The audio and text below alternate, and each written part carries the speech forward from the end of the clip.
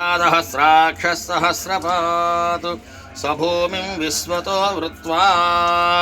अद्यतिष्ठद्दशाङ्गुलं पुरुष ये वेदकं सर्वस्य पुरुषः पादोऽस्य विश्वाभूतानि त्रिपादस्यामृतं दिवि शासनानशने अभीतस्माद्विराडजविषा